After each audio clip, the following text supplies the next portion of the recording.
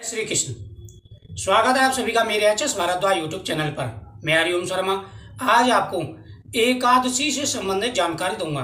एकादशी का व्रत कैसे रखना चाहिए, एकादशी के व्रत के क्या नियम हैं, एकादशी का व्रत क्यों रखा जाता है, साथ ही एकादशी के दिन जो हम उपाय करें किस विधि से हमें उपाय करने चाहिए।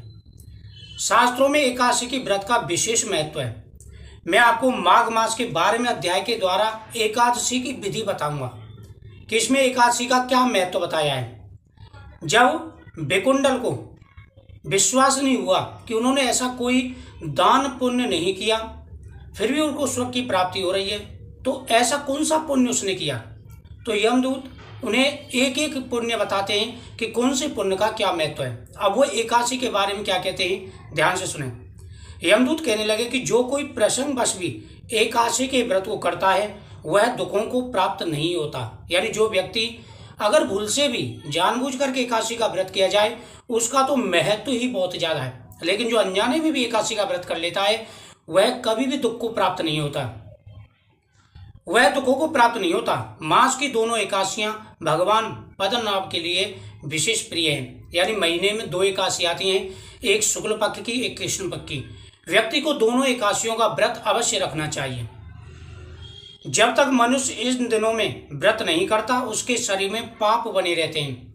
जो व्यक्ति एकादशी का व्रत नहीं करता उसके शरीर में पाप बने रहते हैं जब तक वह एकादशी का व्रत नहीं करता, लेकिन जैसे ही वह एकादशी का व्रत शुरू कर देता है उसके शरीर से सारे पाप निकल करके भाग जाते हैं। हजारों अश्वमेघ, सैकड़ों वाजपेयी यज्ञ एकादशी व्रत की 16वीं कला के बराबर भी नहीं है। यानी जितने भी दान पुण्य हैं उन सबसे ज्यादा महत्व एकादशी व्रत का है। कितना महत्व है अब आपको समझ पा रहे हो कि एकादशी का व्रत क्यों रखना चाहिए। साथ ही हमारी हर मनोकामना भी पूरी होती है। एकादशी के दिन व्रत करने से 11 इंद्रियों से किए गए सारे पाप नष्ट हो जाते हैं। गंगा, गया, काशी, पुष्कर, कुरुक्षेत्र, जमुना, चंद्रभागा कोई भी एकादशी के तुल्य नहीं है। इस दिन व्रत करके मनुष्य अनायासी वैकुंठ लोक को प्राप्त हो जाता है। एकादशी को व्रत और रात्रि को जागरण करने से माता पिता और स्त्री के कुल की 10 पीढ़ियों का उद्धार हो जाता है। अगर आपने नियम पूर्वक एकादशी का व्रत रखा है और रात को जागरण भी किया है तो तीनों कुलों की 10 पीढ़ियों का उद्धार हो जाता है। पीतांबरधारी भगवान विष्णु का पूजन किया जाता है। इस एकादशी में जो व्यक्ति अपनी मनोकामना बोल करके भगवान के सामने दीपदान करते हैं, जो व्यक्ति एकादशी के दिन भगवान के सामने दीपदान करते हैं उनको पुत्र की प्राप्ति होती है। भगवान के सामने दीपदान करने से पुत्र और धन की प्राप्ति होती है, वंश वृद्धि होती है। जिस घर में एकादशी का व्रत रखा जाता है, कथा का श्रवण किया जाता है, वह घर सभी पापों से, सभी दोषों से मुक्त हो जाता है। एकादशी के दिन लड्डू गोपाल जी को स्नान कराना चाहिए।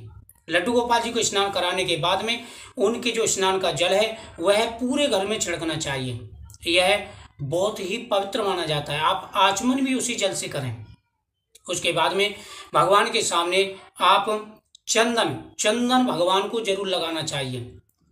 चंदनम महत् पुण्यम पवित्रम पापनाशनम आपदम हर्तुमे पापम लक्ष्मी तिष्ठति सर्वदा। जो व्यक्ति चंदन प्रतिदिन लगाता है उसके यहाँ पर साक्षात माता लक्ष्मी हमेशा ही वास करती हैं। चंदनम महत् पुण्यम पवित्रम पापनाशनम, यानी चंदन लगाने से सभी पापों का नाश हो जाता है।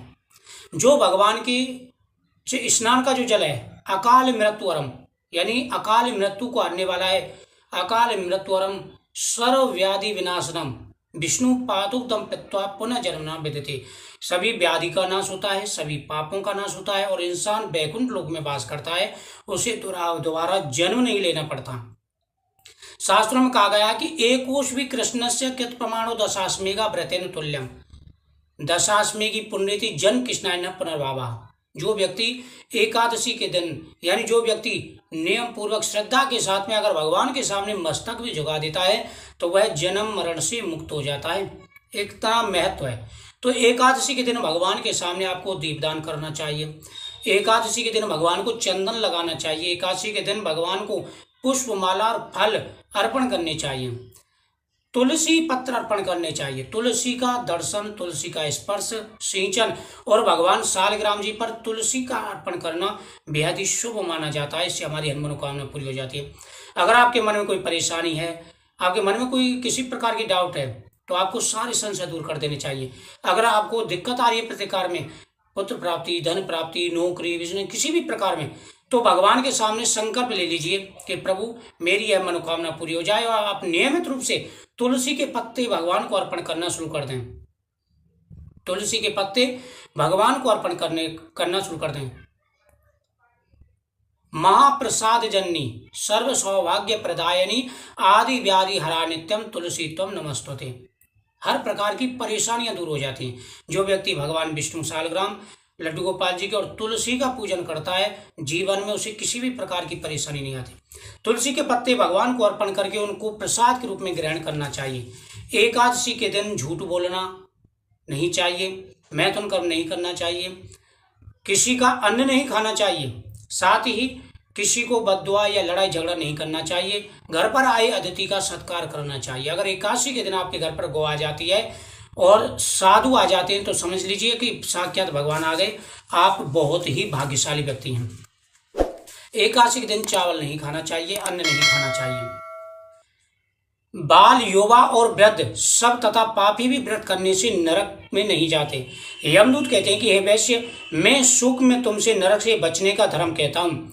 मन, क्रम और वचन से प्राणी मात्र का द्रोह ना करें। यानी मन से, वचन से और कर्म से, तीनों प्रकार से किसी का आप बुराई ना करें, किसी से ईर्ष्या ना करें।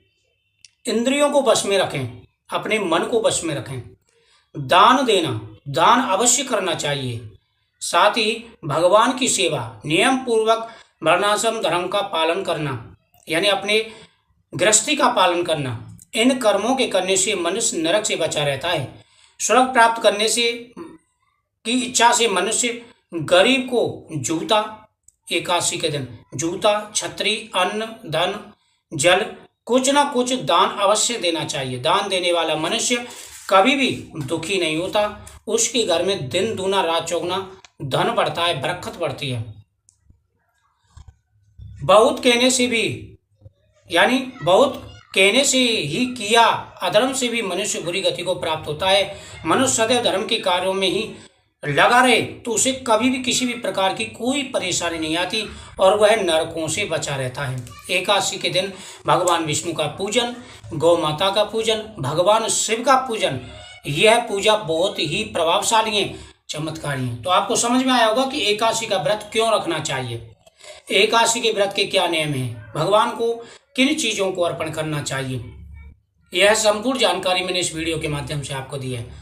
अगले वीडियो में मैं आपको बताऊंगा शालग्राम और गोमती चक्र की पूजा का महत्व है इसी माघ मास के माध्यम के द्वारा। तो वीडियो को शेयर करें, चैनल को सब्सक्राइब करें। जय श्री कृष्ण।